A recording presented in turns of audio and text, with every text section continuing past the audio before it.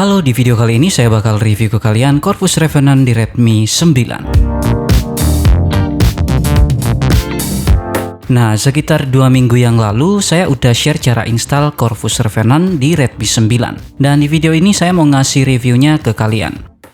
Untuk UI-nya masih sama aja dengan custom ROM base AOSP lainnya yang udah pakai Android 12.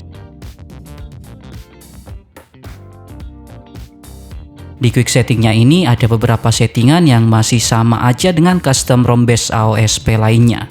Untuk tambahannya di sini ada Corvus Zen, terus ada stereo audio, CPU info, screen recorder, dan perekam layar.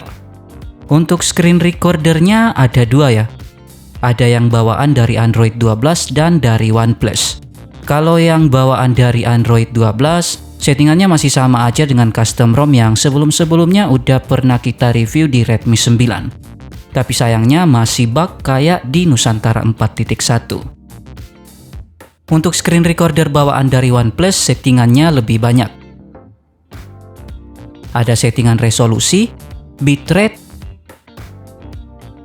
frame rate yang support sampai 60 fps, dan lain-lain. Dan pastinya udah work. Jadi nanti kalau kalian pengen screen record, kalian pakai yang bawaan OnePlus. Untuk bagian settingnya udah ada 2 tab kayak gini ya. Ada device setting dan Corvus setting.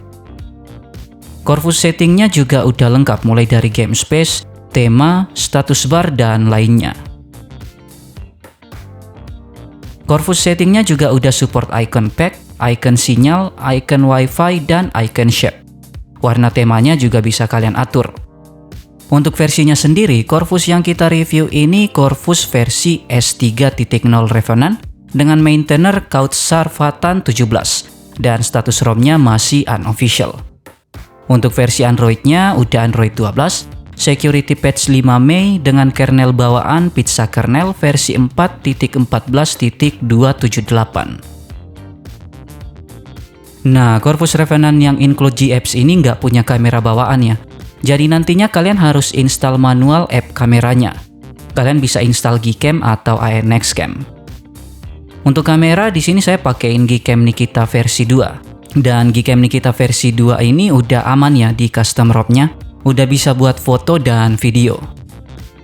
Kalau misalnya kalian pengen pakai ANXCam yang mirip MIUI Cam, kalian bisa klik linknya di deskripsi untuk cara installnya. Di sini saya juga udah coba buat benchmark test pakai Geekbench 5. Skor CPU yang didapat 347 untuk single core dan 1263 untuk multicore. Sedangkan untuk GPU-nya sendiri, OpenCL dapat skor 1139 dan 1160 untuk Vulkan. Oke, lanjut untuk hasil game testnya. Karena nggak sempat shoot untuk preview game testnya, di sini saya cuma kasih grafik hasil game testnya aja. Dan ada 2 game yang udah saya coba di custom ROM ini, Mobile Legends dan Genshin Impact.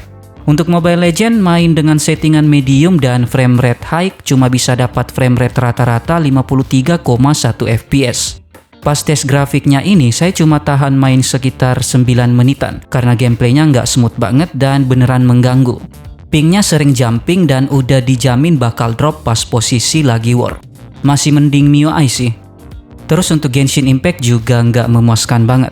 Saya cuma tahan main 3 menitan karena framenya stuck dan nggak ngasih pergerakan apa-apa. Cuma jalan-jalan biasa di Inazuma dengan settingan terendah lag banget. Dan selama 3 menitan itu frame rate rata-rata yang didapat cuma 12,1 fps aja. Overall Corvus versi S3 ini nggak recommended banget kalau mau dijadiin daily ROM.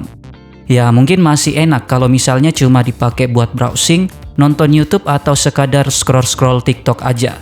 Kalau untuk penggunaan ekstrim sama sekali nggak worth it. Sistemnya cuma 2,9 GB aja tapi nggak berdampak ke performanya. Corvus yang sebelumnya masih jauh lebih baik sih dari versi yang ini. Baru kali ini nih saya nyobain custom ROM di Redmi 9 tapi nyerah di tengah jalan pas proses game test. Review ini murni bawaan dari custom ROM-nya ya. Jadi ini posisinya nggak root dan nggak install modul tambahan sama sekali. Jadi itu dia review dan game test Corvus Revenant di Redmi 9. Terima kasih sudah menonton video ini, tetap positif, rendah hati, dan sampai jumpa di video selanjutnya.